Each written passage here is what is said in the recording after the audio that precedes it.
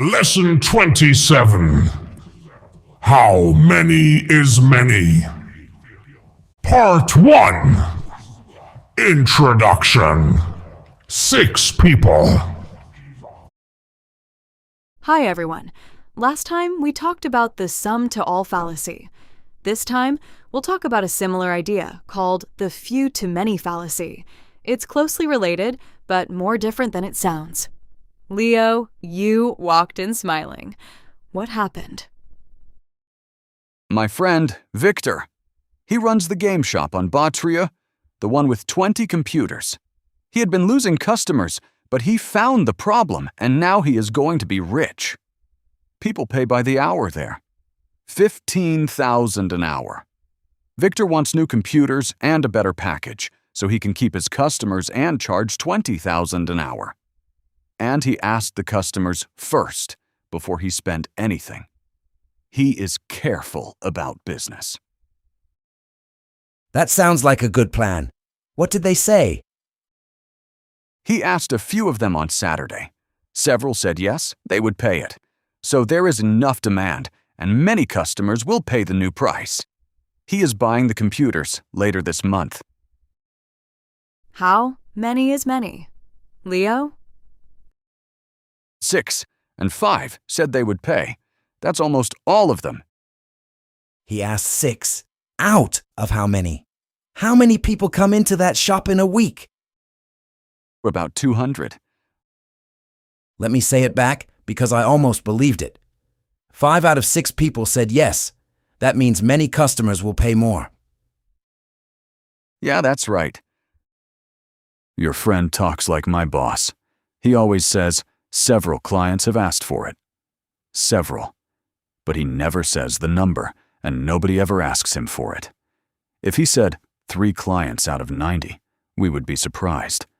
When he says several, the meeting just moves on. I keep thinking about Saturday. Victor asked the people who were in the shop. Who did he not ask? The ones who stopped coming.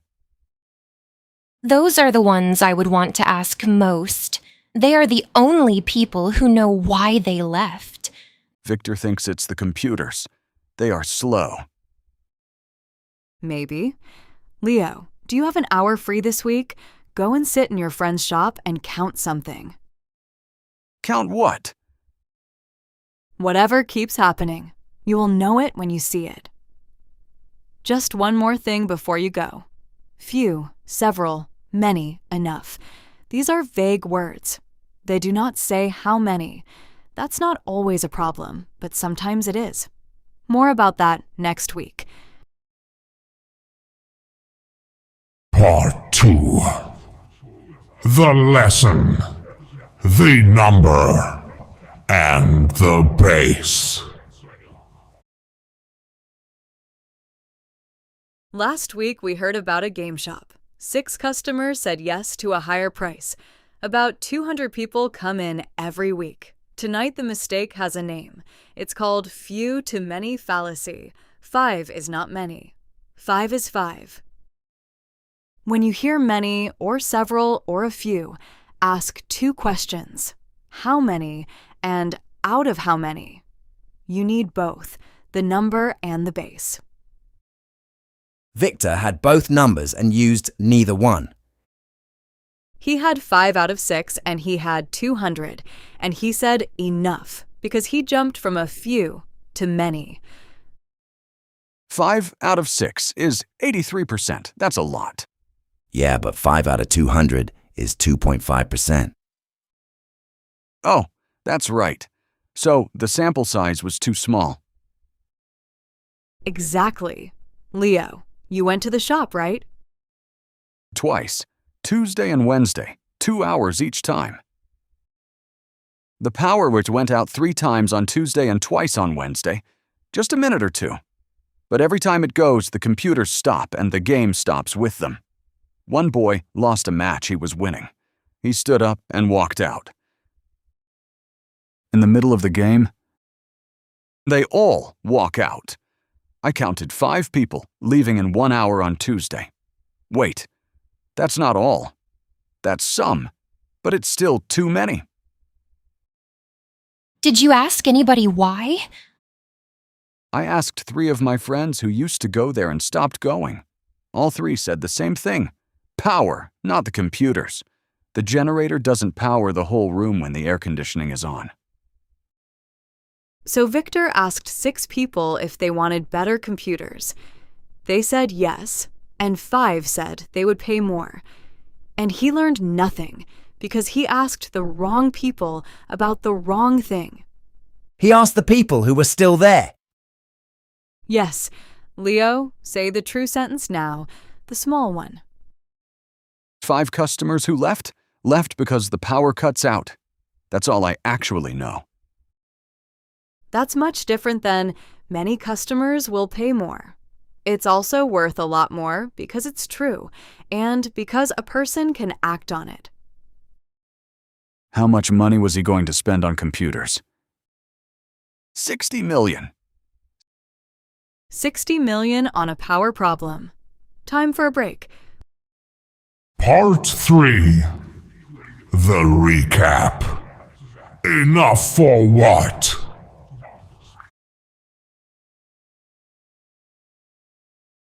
Give me a sentence you heard this week with one of tonight's words in it. I have a new rule. If a person says several or a few, they are hiding the number. Stop listening to them. That can't be right. I say those words often and I don't hide anything. Why not? My brother-in-law called me on Sunday. He said a few people at his work have had brake trouble with the same car I drive. A few. He doesn't know how many, and he doesn't know out of how many. So it's useless. You drive that car to work every morning. Yes, I do. So what are you going to do on Saturday? Check the brakes. So it's not completely useless. A few reports are not enough to say the car is a bad one. They are enough to look at your own brakes. So the question is never only how many is enough. The question is, enough for what? A different job needs a different number. So the rule isn't to stop listening. The rule is to ask. The same small number can be enough to check something and nowhere near enough to spend 60 million. Can I go back to Saturday? Victor asked the people still sitting in his shop. Every single person he asked was a person who had not left. That's right, and we can give that a name too. Asking only the ones who stayed. If you want to know why people leave, the people who stay are the last ones you should ask. There is something wrong with his question, too. He asked, "Would you pay more for a better package?" The question says the package is the problem, but the problem was the power. That's right. The question had an answer inside it, and it was wrong. Then what should Victor have asked? Nothing. He should have sat in his own shop for an hour. Sometimes that's all you need to do, and sometimes you do have to ask. If so, then ask the ones who left and ask them why, not whether they agree with you. Part 4. Your turn. Teach it back.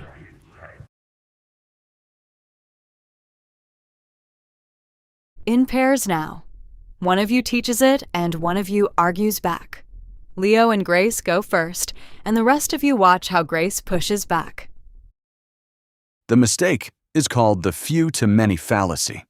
Somebody counts a small number of people and then says a word that sounds like a big number.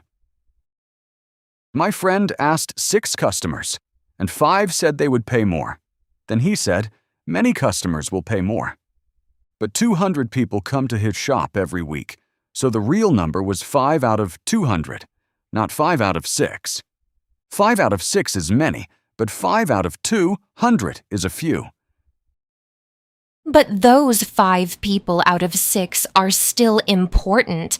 If they say yes, then some number of the 200 will say yes. That is something, isn't it? You are right. It is something. 6 yeses is a good reason to go and ask 60 more people. It's not a reason to spend 60 million. The number was enough for one job and not enough for the other. All right, mine now. My aunt sells fruit at the market. She says a few customers always complain about her prices, so she will never raise them. She has never counted them once, and the people complaining are the people standing at her stall, paying her. The ones who walked past her stall are the ones she should have asked. Maybe the price wasn't the reason they kept walking. Now summarize it. A few is a number, so say the number and say how many it came out of. Also, ask the right people. Good. Everybody else? The same thing. Your own example, 2 numbers in it, and your partner argues back once.